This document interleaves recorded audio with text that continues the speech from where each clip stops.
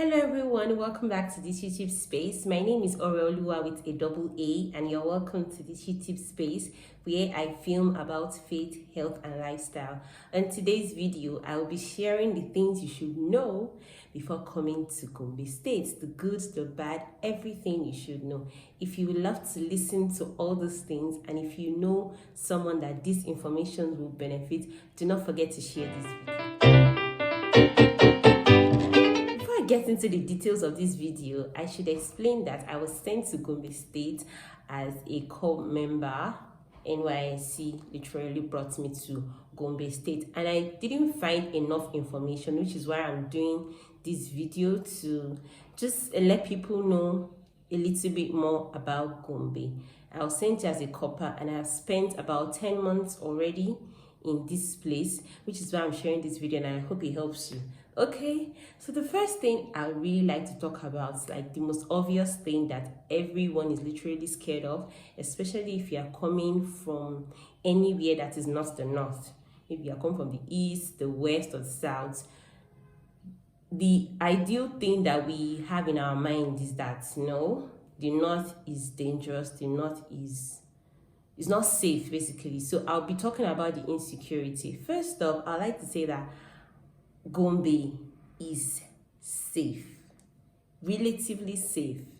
I want you to imagine all the northern states that you have heard about: Kaduna, Borno, Bauchi, Wales, Kano, all these northern states that we know and we hear stories about. Have you really ever heard anything happening in Gombe? Like maybe bandits or kidnappers? These things rarely happen here. The issue of insecurity is the reason why a lot of people don't like to come up north, but with my experience here, I can say that Gombe is relatively safe. But now, let me give you the details. So in Gombe State, there is Gombe Town, where there is GRA, the federal locust. Those places are the what I call it, the bubbly places in Gombe, and they are also very, very safe as compared to other places like Tumfrey. It depends on where you are being posted to, your PPA, or where you are being given accommodation, but I realized that places in Tumfrey, you have to take extra precautions. You have to be a little bit more careful than you will be if you are in Gombe Town. Do you understand? I've heard of people having to take 2 security guys for the house where they live in, because Tumfrey is not as safe as some places here. But notwithstanding, everywhere in Gombe is relatively still safe, especially if you take the normal precautions that you're supposed to take. There's no state that people don't experience robbery attacks and all of that. But if you are very safe, and if you are very security conscious, Gombe is relatively safe. So the next thing I'd like to talk about is water issues. Yes, we have water issues, and I know that for some other states, water might not really be a problem, but in Gombe, there are some places that they have serious water issues, and you need to, in fact, almost everywhere, they have water issues, and you need to buy water. So we get this normal tanker, and they get water. Sometimes when you even buy the water is not clean. The water is not sparkly clean, because it's where they get it from. However the water is, they'll sell it to you like that. And then when you buy, we usually buy per tank. So you can decide to buy for your tank, or you can buy half tank, depending on how much you use water or how often you use water. But eventually, you're still going to have to buy water. Not so expensive. When we first got to Gombe, we usually buy 500 naira per tank, but it got to a period where water was very scarce and there was no rain, everywhere was dry. Water was very scarce, and they started selling water for 1,000, 1,200. It depends on where you stay. For some places that are very far, they'll still sell water to you at 2,000 naira.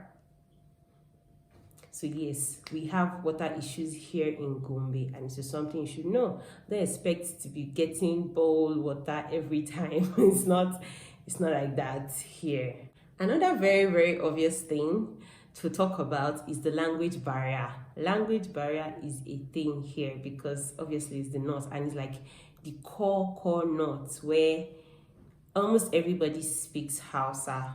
Whether you are buying water, whether you are entering any form of transportation, the first thing is Hausa. So if you know how to speak Hausa, you're lucky. If you do not know how to speak Hausa like me, like I can't even speak Hausa to save my life.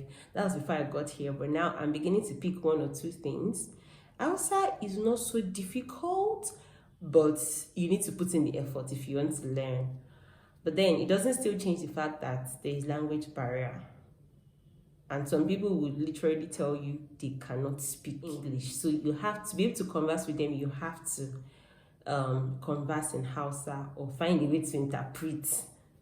Something that really helped me is a dictionary. I'll put the name of the dictionary down here. So I use it once in a while when I just want to pick one or two words. Once I join it together, they understand what I'm trying to say, and that's the end. So language is one important. I shared some culture shock experiences I had when I first got to Gombe, and I will leave a link here. That's a separate video, culture shock, on the things that I did not expect to meet in Gombe. So you can also check that video out after watching this one. Let's talk about the weather in Gombe. Hey, you think that Lagos is hot, or you think that Abuja is hot. I know there are some places that are hotter than Gombe, but this place is very hot. And I won't just say very hot, they have extreme weather conditions. That's what I'll call it. So when there is cold, there is cold. If you watch some of my videos, I will leave a link, or you can check the description box, to my Living in Gombe playlist, where I did videos, random vlogs about staying in this place. So you see some places where I was wearing head warmer, sweater, everything, like just trying to keep warm. There were times where this place would be very cold, like your nose would be dry, your nose would be bleeding self at some point. That was for me anyway.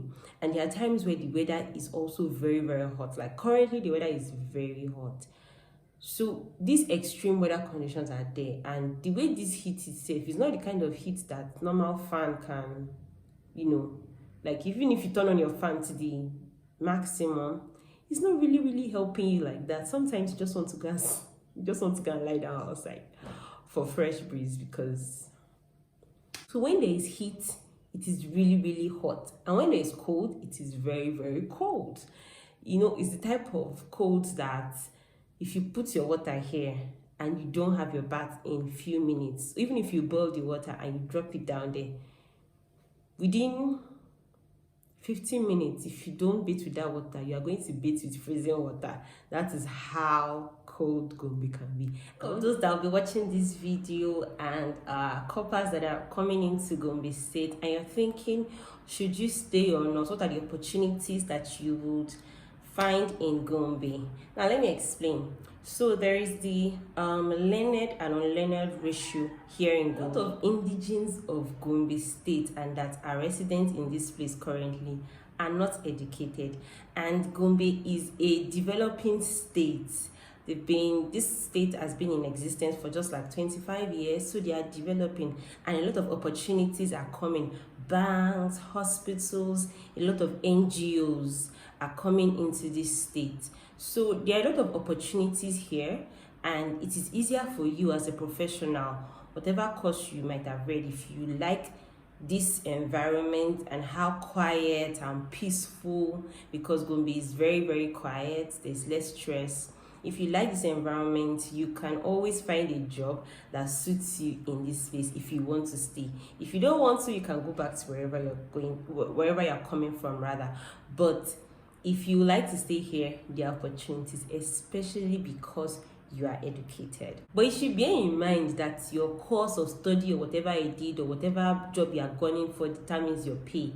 Gombe is still a developing place, so there are some jobs that will not pay as much as you would want, but there are some, like if you find an NGO job, trust me, you would enjoy Gombe State because you'll be getting paid well. So there are opportunities here, actually. There are opportunities here. And also for the business aspect of Gombe, I have seen people that are well established here. They set up their own catering services, they set up their own boutique here, and they have their customers.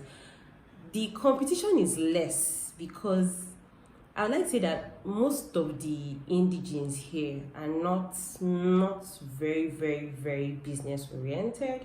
So you see Igbo people, you see Yoruba people setting up their stores, and their stores are big. So you can also do well with your business here in Gombe. So Gombe is in the north, right? And it is a predominantly Muslim state. That you should know. It's predominantly Muslim. You find more Muslims than Christians here. But you should also know that there are strong Christian communities. If you are Muslim, you will find your Muslim community. There are a lot of them here. And if you are also a Christian, you will find your Christian community here. Strong Christian community here in Gombe. I've enjoyed a lot from that being in this state. So I can attest to the fact that you will enjoy strong Christian communities if you actually choose to. It's just like how we have the strong Muslims and we also have the strong Christians, like the strong ones. Gombe State is predominantly a Muslim state. If you're a Muslim, you will find your community here. But if you're a Christian like me, you can also find your strong Christian community in this state. You will find people that are, there are some, what I call it, sub-tribes in Gombe that are predominantly Christians. So they are Hausas, but they are still Christians. And then you still find people that are non-Hausas that have been able to build their strong Christian community in this place. And I've really enjoyed my stay here. My spiritual life hasn't gone down because of a lack of good community in this place. So is Gombe State bubbly? No. Is it peaceful? Yes. It's not entirely a village. The mindset I had of Gombe was that we'll stay in some mud houses, but they are very, very bad. I recommend you check out my vlogs actually, so you see some beautiful places and how fun it can be here in Gombe. We've gone hiking, we've done some fun things, but there are some things that you will not find in Gombe. There is no cinema. There's no game center per se. If you are the kind of person that loves to have fun a lot, you will not really find fun things to do here in Gombe, and you will be bored. But it's not a village actually. You still live comfortably. They have good roads. That's something you should know. And the light is amazing. Currently in some other states, especially Lagos, some people say they've not had lights for 6 months. There's a national power problem currently in Nigeria, but Gombe State, I feel like we're chilling. We're chilling because I can have lights for more than 16 hours in a day. Yeah, so the light is good, transportation is easy, roads are good, but if you're looking for fun and exciting things, Gombe State is not the place. You might have to leave to other places to go and have fun. I hope you're able to pick 1 or 2 things from this video and learn 1 or 2 about Gombe State. If you have questions, you can drop them down there in the comment section. I will respond to all of your questions. Don't forget to check out the Living in Gombe vlog. I will leave a link here so you can see all the places I've visited in Gombe and all the fun things you can also experience here. If you watched this video up until this point, thank you so much for watching. Don't forget to give it a thumbs up and also subscribe if you want more content, and turn on your post notification bell so you get notifications every time I post a new video. Till I come your way next time, I remain Oreoluwaa with a double A.